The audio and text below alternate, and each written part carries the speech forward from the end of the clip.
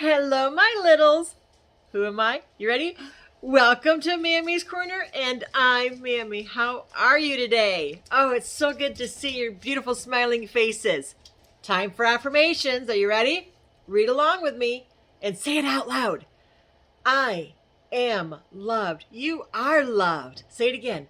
I am loved. Who loves you? That's right. God loves you and Mammy loves you. Don't ever forget that. All right. My hair's out of place.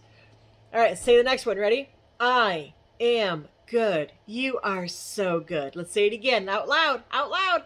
I am good. You are good. Next one. I am kind. Let's say it again. I am kind. You are kind and you are good. And don't forget to make sure you hit that like button and don't forget to subscribe to Mammy's Corner. All right, so today, Mammy took a day off yesterday and I didn't read, did I? I actually played a video. Music. Music. This is a video. I played music. And in that music, did you like it? Please let me know. All right, so today we're back into Disney's Storybook collection. Let's see what's next, shall we? In today's Storybook collection, the next book is The Lion King. Now remember, my littles, from Disney's book collection here that Mammy's reading from, these are based on movies. So if you actually want to see the movie and not actually not have Mammy read to you, ask someone if you can actually watch the movie. Okay, but Mammy's going to get started. Let's get comfy. Let's get in a favorite chair. Get your favorite blanket, favorite pillow, favorite stuffed toy, whatever it is. Let's get comfy and just pretend that Mammy's holding you as I'm reading the story. All right, here we go. Everything in the animal kingdom had its place in the circle of life. When the Lion King Mufasa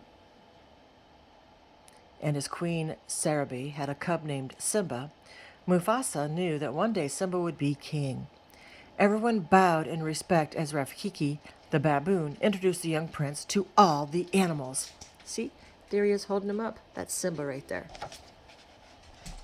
Only one lion, Mufasa's brother Scar, refused to attend the ceremony. He was not happy that Simba would be next in line for Mufasa's throne. But Simba grew into a happy, healthy cub. One day he proudly told his uncle, "Someday I'm going to rule the whole kingdom. Everything except that shadowy place." "I'm not allowed to go there." "You're absolutely right, Simba," his uncle agreed slyly. "Only the bravest lions can go to the elephant graveyard." Scar deliberately tempted his adventurous nephew. Simba immediately raced home and convinced his friend Nala to explore the elephant graveyard. It was creepier than they've ever imagined. Look at that. Zazu, Mufasa's advisor, caught up with the cubs and warned them it was too dangerous. But Simba only laughed at Zazu. Then he heard someone laughing back. He turned to see 3 enemy hyenas, right there, the hyenas, ready for lunch. "He's a king fit for a meal," laughed one. The nasty hyenas chased the cubs right into a trap. Oh no! Suddenly there was a tremendous roar. Mufasa arrived and frightened the hyenas away. Yay for his daddy, huh? Simba was very proud of his father. "We'll always be together, right?" he asked Mufasa later that evening.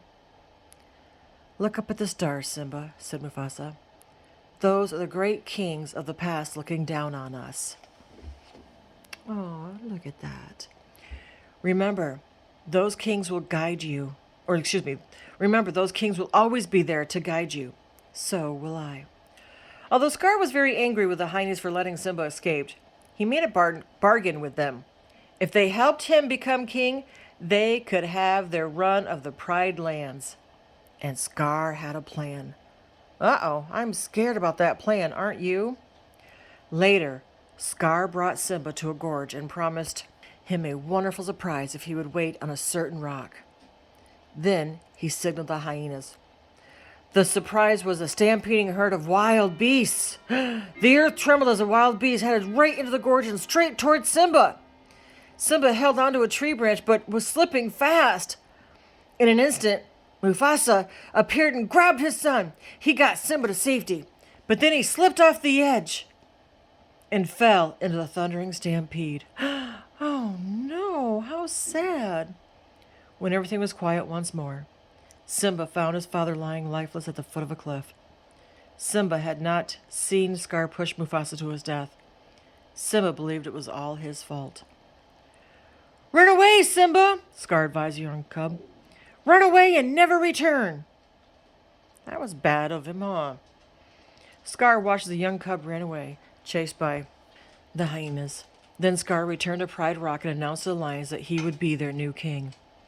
Simba ended up in the desert, where he collapsed from heat and exhaustion. Luckily, two curious creatures found him, a meerkat called Timon and a warthog named Pumbaa. Simba's new friends took him home to the jungle, where they introduced him to Timon's idea of Hakuna Matata, which means no worries. Simba tried to put the past behind him, but it was difficult.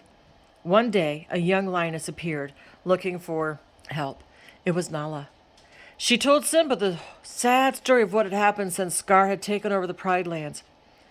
But Simba could not face going back. At least not until Rafiki appeared and led him to a vision of his father. "You are my son and the one true king. You must take your place in the circle of life," Mufasa explained. So Simba returned to the Pride Lands with his friends by his side. There was a great battle. Finally, Scar cornered Simba and confessed what he had done many years ago. "You didn't kill your father," Scar said evilly. "I did." At last, Simba found the strength to fight back. He flipped the evil lion right over the edge of the rock into the jaws of the waiting hyenas. When the fighting was over, Simba took his rightful place as king and restored the Pride Lands to a place of peace. And when Simba, Nala's little cub, was born, a brand new circle of life was begun. Aww. The end. Lion King. There's a lot of good stuff in there. Remember to always be kind. And you always want to ask your parents' permission for things. Because otherwise you might find like you have an uncle like that Scar guy was, and he was not nice. We don't want nice. We don't want to be around people that are not nice. I can't even talk today.